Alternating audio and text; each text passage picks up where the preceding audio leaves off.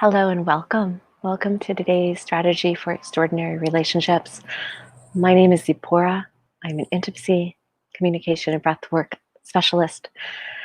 And I have had the opportunity for nearly 2 decades of traveling the world and working with individuals and couples as well as organizations and just guiding them back more into their center and knowing more of who they are so they can have the skills and the emotional intelligence to go out into the world to create thriving, rich, potent, and extraordinary relationships of their own, both personally and professionally. And today I'm here to talk about a topic on compassion and how can we find compassion within times of conflict, especially now during what we might call lockdown or shelter in place. And that can be a more difficult time for us to really be aware of when we need to step away, when we need to ask for something different than that's happening. And your situation right now might be more difficult, and it might not be obviously presenting an open environment or space to shift the way that you're engaging. So before we get into this conversation today, I'm going to invite us all in this moment. For those listening, if you tune in halfway through, we'll keep coming back to breath and just coming back into presence. I invite you wherever you're at to find a comfortable seat, whether that's resting in a chair, whether that's sitting under a tree, sitting in a car, maybe you're even in your closet to try to find space alone in quiet space. We're just going to take a moment and close our eyes. And together, let's just bring in a wonderful, full breath into our lower belly. And even taking the palm of your own hands and placing them on your lower abdomen. And let's allow in another breath.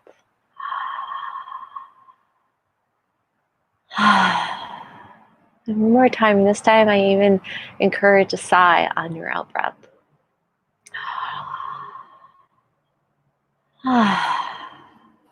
And keeping the eyes closed for now, I invite you to continue to allow a breath in if your body is asking for that. And then just paying attention. You're simply drawing your attention into physiological sensations in your body. What is my back feeling right now, or my thighs, or my hips? Does my body want me to sit in a different position? And I invite you right now to find a position where your body is going to feel comfortable. Because when we're in that space, the nervous system gets a chance to relax and drop. And if you're joining me here today in this conversation, it's also going to allow more presence for you to be more available to receive the information coming in. And for not just that, for your body to actually sense the information that's going to come in today. Once you're ready, we're going to go ahead and open up the eyes. So in times of intensity and conflict, times of lockdown, we're experiencing this prolonged unknown. And while we are always truly in a state of unknown in life, it's not necessarily at the forefront of our awareness that we don't know what's going to happen next. So now that everything has been magnified and it's this continuous cycle, as we experience these prolonged effects of magnified uncertainty, the nervous system often will have this hyper vigilant sense to it. It will be on guard or active, engaged. And often what that does is it stimulates often unconscious habits and brings up to the surface any old stuff or conflict or unmet need or fear that we might have not have been paying attention to or spoken into. And so what do we do in these moments? If we're living right now in a house full of people, a family, home with children, maybe a partner that we're in constant conflict, maybe we're not even talking anymore. Well, the number one piece in order to uplift any relationship really always comes back to ourself. And I know we've all heard that before, the self-care, the self-nurturing. How do I show up when I engage in conversation? But there are some practical steps to that because in the midst of uncertainty and the triggering of urgency in our system, many of us might from time to time be stuck in various patterns of fight, flight, or freeze response. And then we're continuing to take action, we're continuing to engage and have conversation or to help our loved ones from this place of fight, flight, and freeze. My tongue tends to get twisted on that statement. And then we don't even notice anything until potentially there's an explosion, there's an eruption, there's an argument, there's a potentially even the body collapses and shuts down. So, a couple really simple pieces that I love to use when it comes to just having more awareness of where the body, where the system, where your psychological, emotional, and mental and energetic states are in the moment. So, first and foremost, simple is where is your breath? Is your breath constricted up into the chest? Is it constricted around the solar plexus? Is it constricted around the throat? Does my belly seem to also be constricted and pulling up, meaning that it's actually difficult to breathe into the lower abdomen? These are simple cues to start to pay attention to because when that is happening, those are really great signs that we don't necessarily want to engage in certain conversations. We don't necessarily want to be rushing out in a state of urgency. So, where is my breath? So, I invite you right now as you're listening to ask that question. Sometimes closing the eyes allows us to just feel and be more aware of internal states. So, where am I noticing my breath? Well, I'm noticing tension in my chest. Oh, wow. Like I'm noticing I can't breathe in my lower belly, that place right below the belly button. I'm noticing now greater awareness starts to come in now that I started paying attention to my breath. I'm noticing maybe the shoulders are constricted and tight.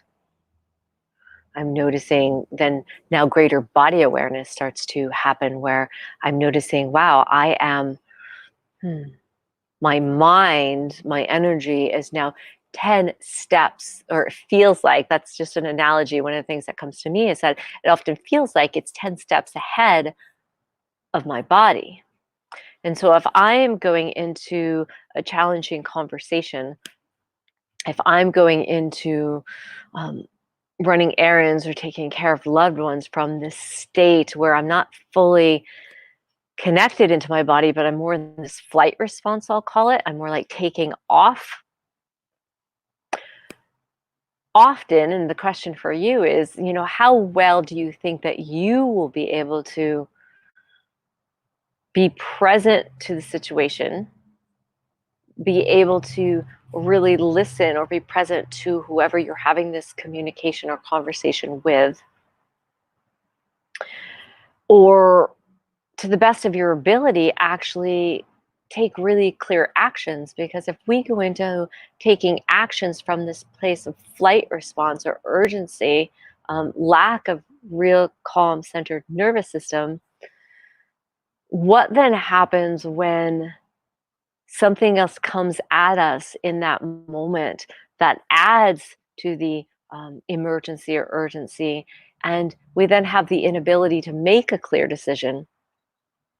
And then internally, what starts to happen is your nervous system just continues to spike and become more and more agitated, which again, the inquiry is, how do you feel that's going to impact and affect your intimacy, the way you connect, the delivery of your communication, your ability to receive and truly, truly, truly listen to someone with your heart, and the ability to make really clear choices in that moment.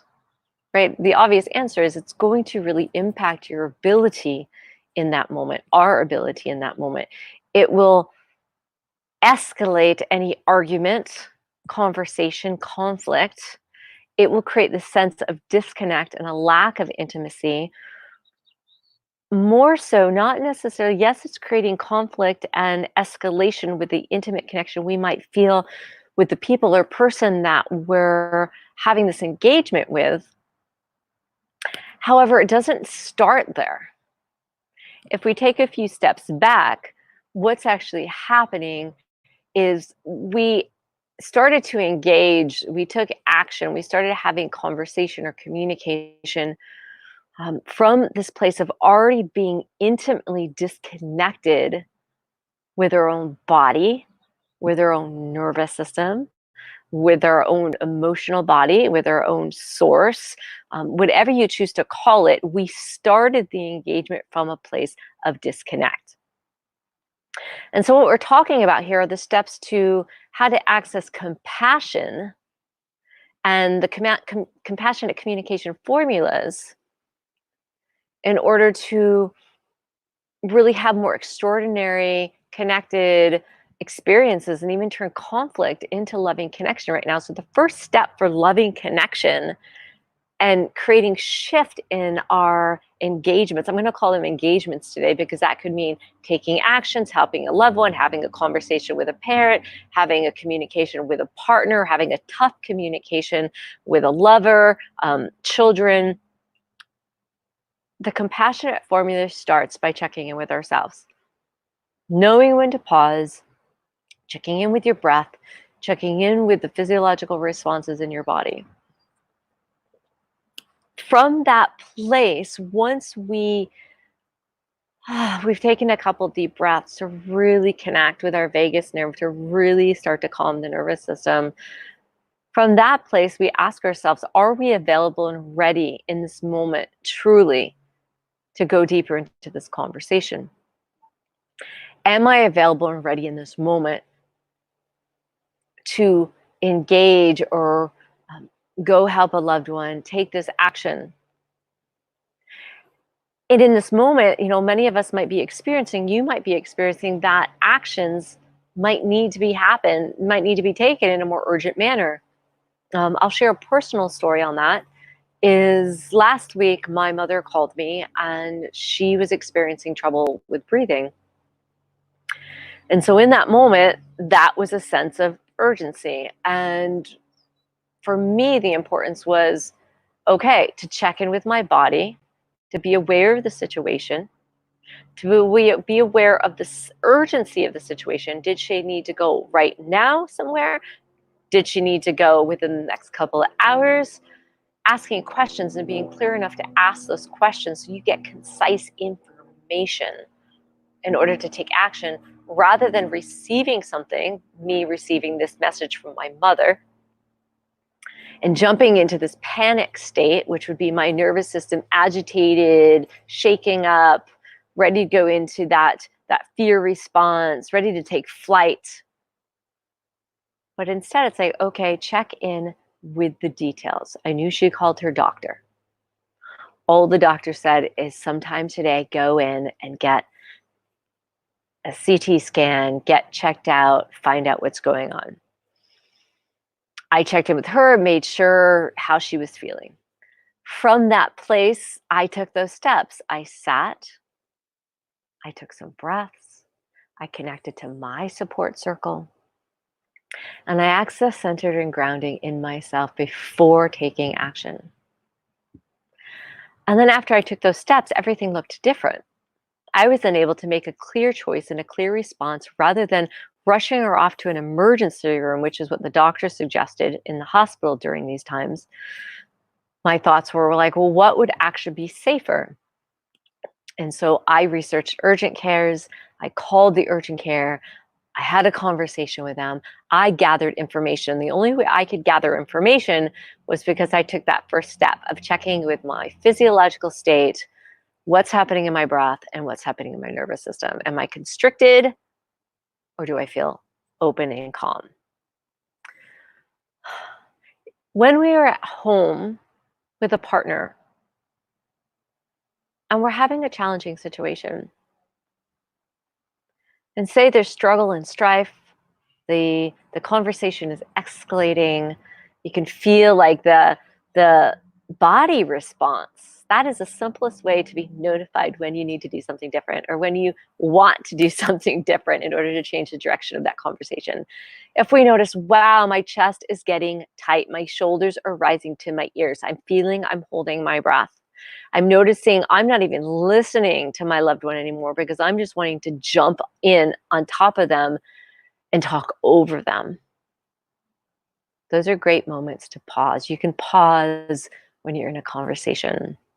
How that might look in the midst of an argument that's escalating, it might be like putting your hand on your partner's or your loved one's thighs or putting your hand on their hand, asking them if it's so escalated and their body system is shaking. I'd even ask permission.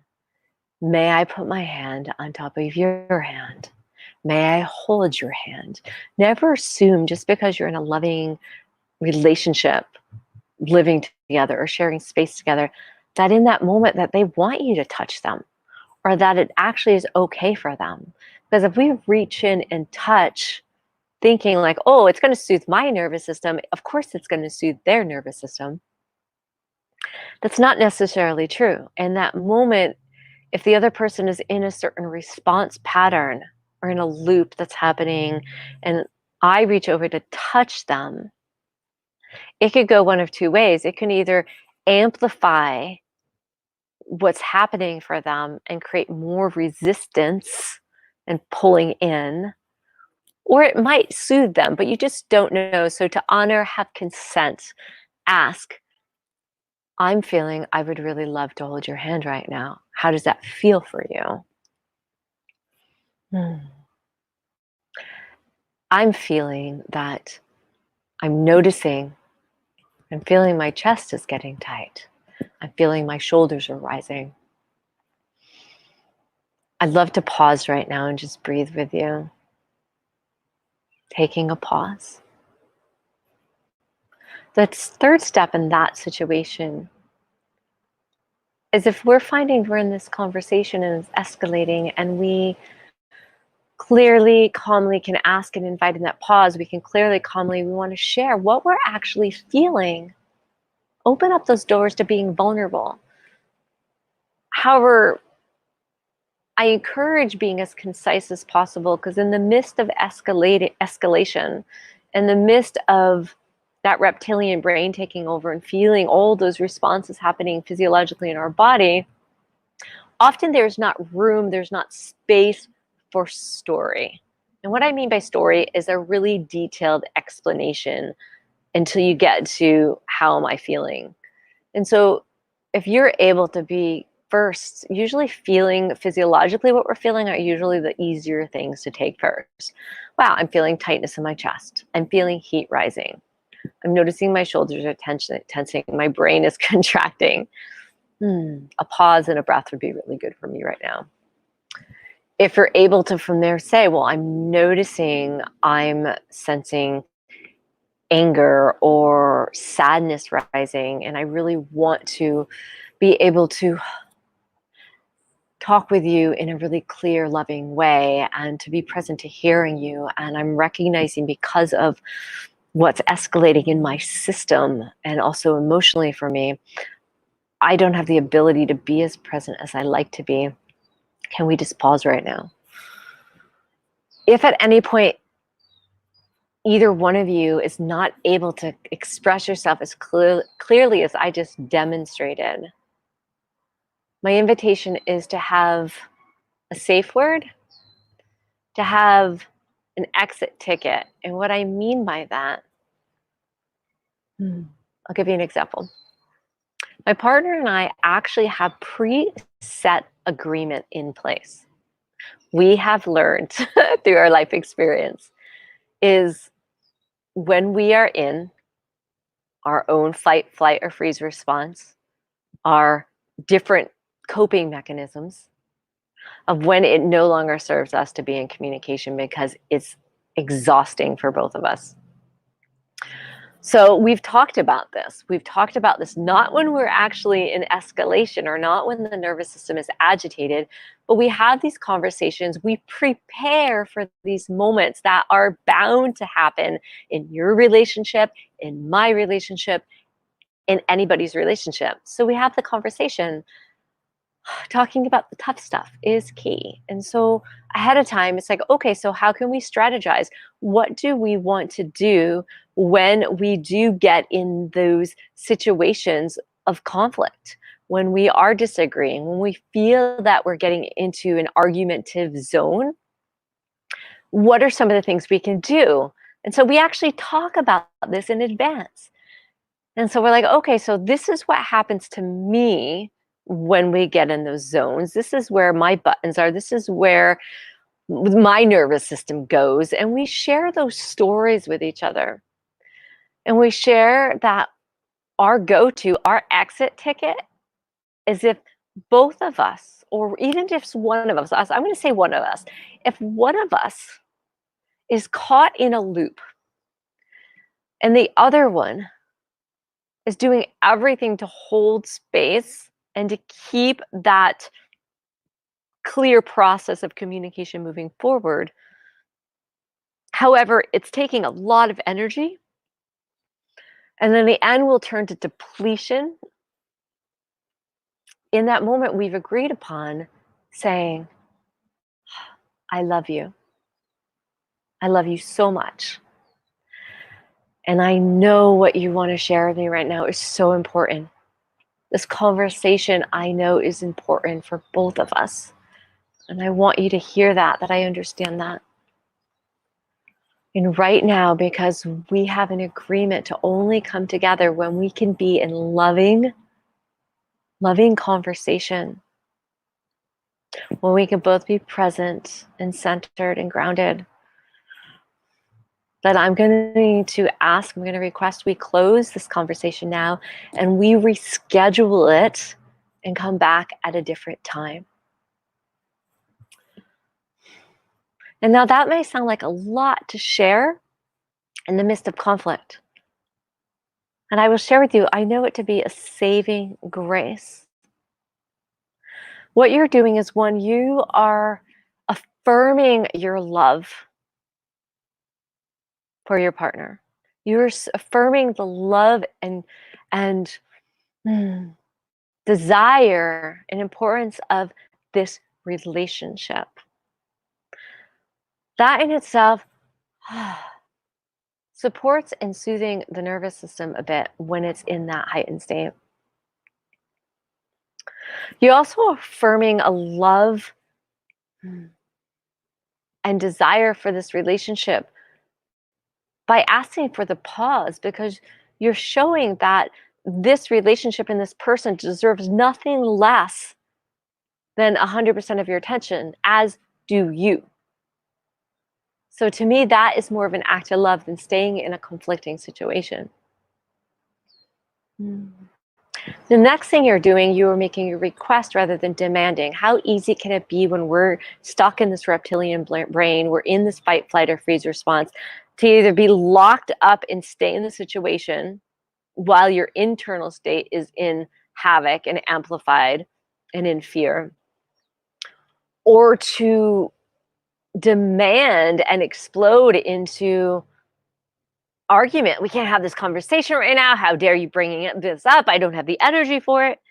And if I were to engage in that tone, first, that just like impacted the feeling sense in my own body, that felt sense in my nervous system that's very agitating to my body, which wasn't beneficial for my overall well-being. It also, as you see, can come out like a sharp attack to the person, the loved one, your partner that you're engaging with. And as we know, fight equals more fight. And so the more I'm amplified in that fight, that demand mode, the more often it's going, if the other person is also in a traumatic or heightened nervous system response, it's going to just amplify more and more and continue to fight with our nervous systems, not creating the outcome we truly desire. So a request is an invitation. So by making their request, I invited in a softening of my own heart, potentially an invitation of a softening of the person's heart I'm with. The scheduling of us to come back and have the conversation once we are both in a grounded, clear state means, again, showing the importance of this relationship and this person to me and the importance of myself to myself. So again, loving care. We also know that not every situation is going to allow us to necessarily come across that clearly, perfectly human as we are. We will have our moments of amplification. So I'm going to give you a couple of examples of what to do in the moment of amplification. When it comes to the exit ticket or the exit strategy, I should say, when it comes to conflicting conversation, if we have strategized in advance and we've taken this step and we both know this is going to be a possible outcome to some of our interactions, especially right now during lockdown. If myself or my partners amplify, their nervous system is agitated, unable to be present, going in emotional loops, whichever one of us is calmer and clearer might simply say, I love you, and I'm going to walk away right now. I love you and know that I want to be in this conversation with you when we are both more grounded and clearer, so we can express ourselves in a more loving, connected way. While we always want to be honest, I always speak into radical honesty, we also want to attach that compassion to it, because to me, that's where we get resolve. And so in that moment, if they're not willing to reschedule, if they're just amplified in such a way that they can't go there right now, one of us needs to make the decision to literally leave the room. I love you, and I want to have this conversation with you tomorrow when we're both in a clear state. I'd love to check back in with you once we've both taken our own space to do what we need to nourish ourselves, to come back and resource ourselves. And again, I'm just reaffirming that love. And then I let them know that I'm leaving. I'm going to walk out of this room. Know that I'm here with you, even though I'm not physically with you anymore. I love you, and now I'm going to go be resourced because I want to come back together with you. And I literally walk out of the room. And so that is breaking the cycle. We're breaking the cycle in a really loving, compassionate way. You've done every step to affirm the love, to affirm the safety, to let them know where you're going and what you're doing. After that step, I'm going to share an experience with you. Another situation.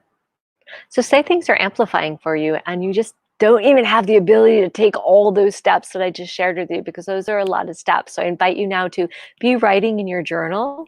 If you're just tuning into this now, I invite you to come back, listen all the way through, and take notes.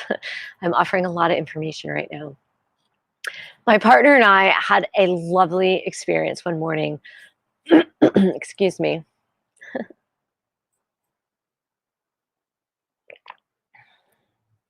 I wake up.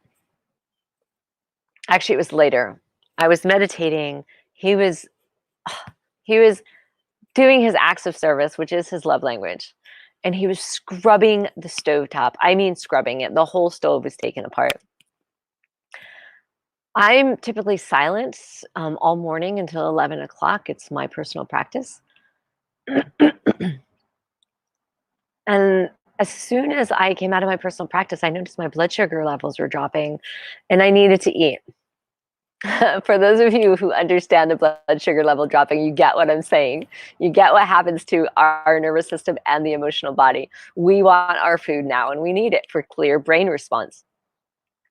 So I walk out and I see this stove completely pulled apart.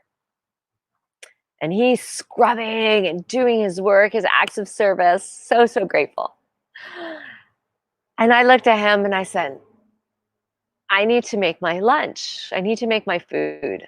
My blood sugar's dropped. When will you be done? So I'm laughing because in that moment, I could feel a bit of agitation coming through him. And I could see as well that I didn't acknowledge this kind act that he was actually doing for me. And he's just like, I'm going to be here quite a while. And the way I interpreted it was very intense. And I use the word interpretation because we're all going to have different interpretations about the way someone delivers the message. It is important to understand that. We never know truly what's going on inside another person's body, mind at the moment, their mental state. So in that moment, I felt my whole body, I swear my face got red, my whole body got tense and tight. And I just wanted to cook my food, very agitated. And in that moment, because I didn't feel present enough to go into all of those steps, I walked away. And halfway through the room walking away, I was able to catch myself. And what I mean by catch myself, I was able to take a breath and say from across the room, thank you. Thank you for cleaning the stove. I really appreciate it. And then I took myself into my own space, into my room, into my meditation room. And I just started breathing. I started being with myself. I started tracking and noticing the agitation and the scary feelings in my nervous system. I started affirming to myself, it's safe to be in your body. It's safe to be here. It's safe to breathe. So wonderful self-conversation with my body and my nervous system. And I just allowed breath to come in. So I took the responsibility to create a clear state, but I also was in a situation I couldn't take the compassionate communication formula steps. So I did what I could. Thank you. Now I'm going in my own space. So I would share with you 5 minutes later, my beloved walks into the room. He knocks, he asks permission. He opens the door and he's like, can I set up the camping stove for you outside? And so we instantly had resolution. We turned that conflict into something different, and he found a different strategy, a different way. I was able to go outside and make my food in a beautiful, fresh air, connected. He was able to go and continue his beautiful act of service, which is cleaning the stove in that moment. And I'm sharing that with you because, again, we're going to have different stages of what we're able to apply in the moment, depending on where our nervous system is at. So those are some of the steps. If you are in a conversation and you're both in a space to have a conversation, these are the compassionate steps that I'm going to give to you. So again, get out your journal if you're just tuning in to write them down. So when I'm having a conversation with someone and say there's agitation or argument or just a disagreement, the first step that I would apply is appreciation. It's appreciation for what they're feeling, what they might be experiencing. Wow, like I can see how challenging this is for you right now. I can imagine for someone who gets fueled by human connection and activity and having the freedom to go out and do what you want to, how intense and challenging this is for your whole system right now to be quarantined, locked down in a house with other people, feeling like you're in a cage. So I'm acknowledging their situation. When I'm able to open up that conversation from a place of acknowledgement, what does it do? What do you think it does? Now, I know I'm not with you in person. I wish I was, because I would really love to hear your feedback right now in the comments. So if you want to dive in, comment in the post anything that you're getting from this. I'd love to hear it.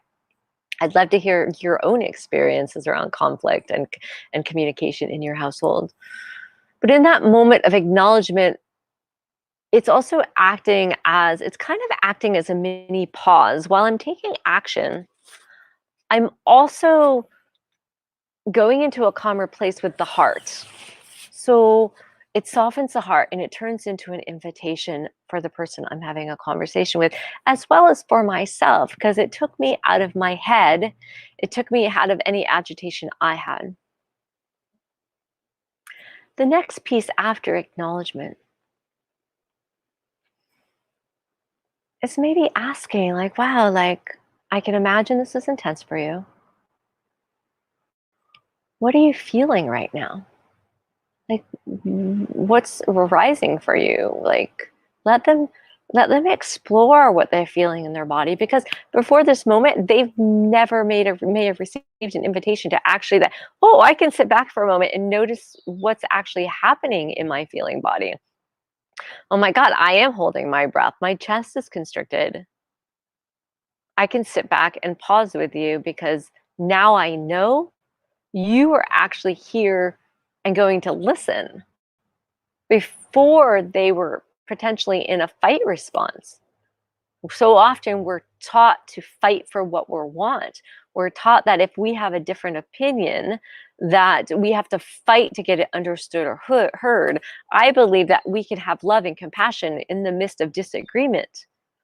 And it does take a bit more awareness and mindfulness. So in that moment, you've like, well, what are you feeling? What are you feeling right now? They might have tapped into noticing what they're feeling in their body, their agitation.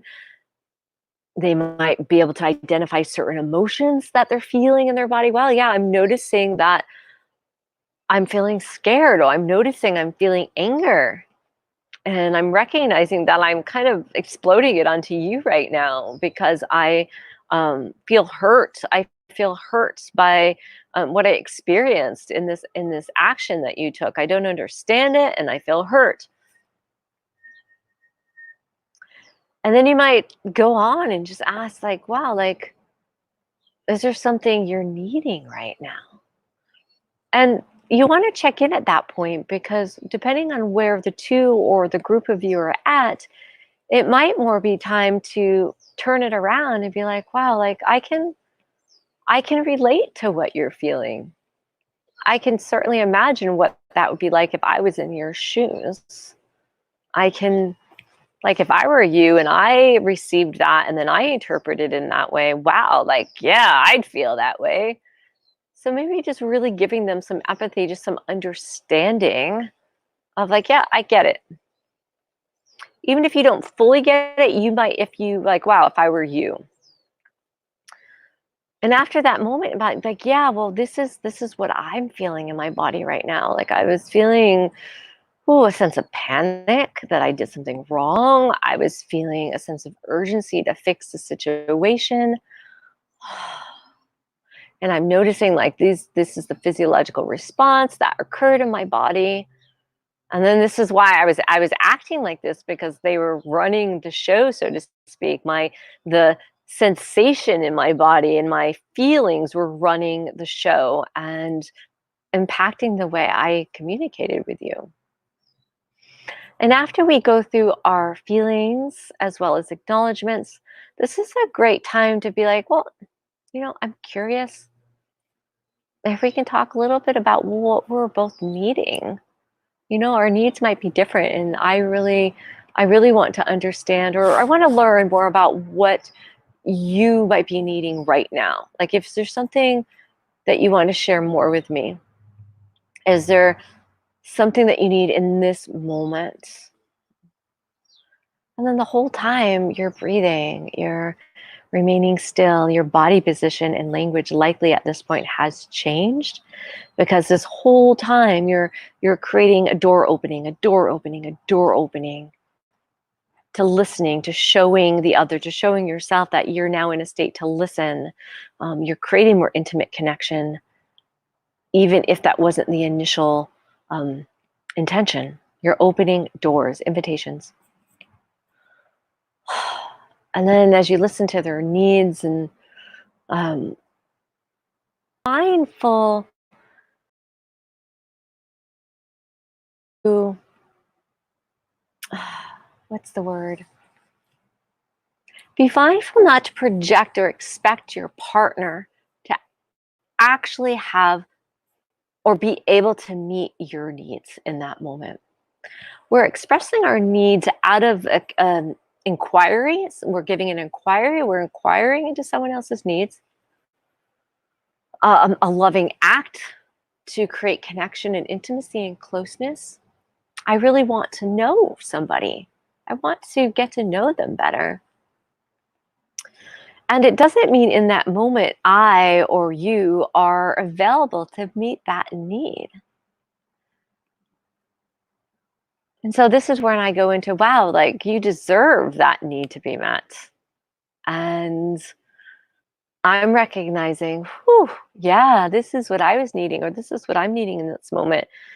And it might be completely different from what you're needing. And how can we take that space to fulfill those needs and then come back together? And after we've had that wonderful connected conversation, it might simply be an amazing time to be like, I might feel the need to take my own space at this moment, just to kind of drop into myself and breathe a little bit and to have some quiet. And I'd love to come back together later and cuddle or go for a walk. What are those components that represent intimate connection for both of you right now? Where are those places where you actually match in versus not matching in? And I call this, you're finding strategy. Like, wow, like, okay, so I'm not feeling really sexual right now, but I'd love to just kind of be wrapped in your arms to spoon with you and connect belly to belly or spoon and just feel each other's breath without even talking. That might be an intimate connection for you. It might be sharing a meditation together. It might be playing a game together. It might be dancing together. It might be going for a walk together. Find those places now of connection where the conversational part can start to calm and we can continue to move forward in an embodied way and create those loving connections. The last piece I want to leave you with is the intention throughout this whole formula, this compassionate communication formula, and these relationship strategies are all about soothing the nervous system. We're all about finding this place of harmonious movement in our system, in our body, in our minds, in our emotional body. And even though we were using words in communication, if you notice, we were also using body awareness, breath,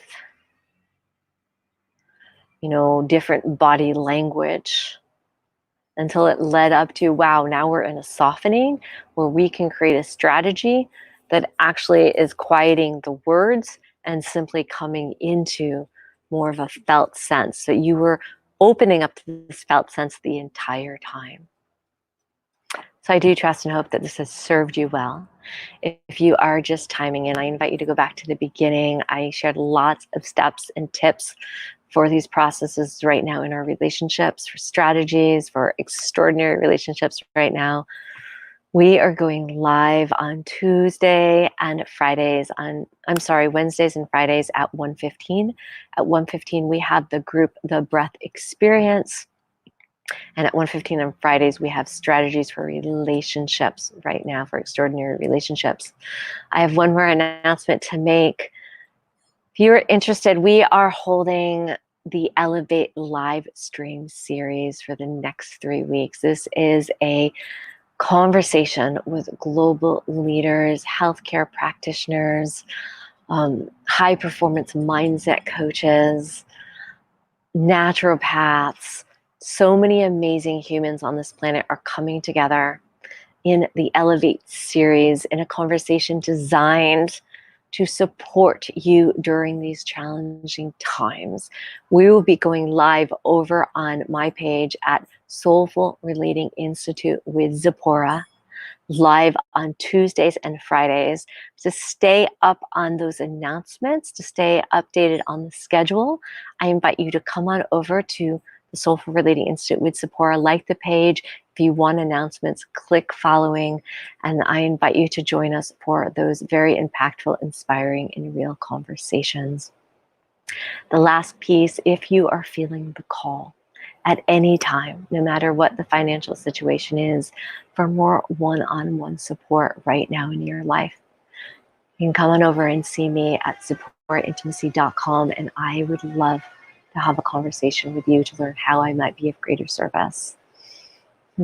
Thank you. Thank you so much for being here today, for being alive on the planet today. Be well and be safe. Lots of love.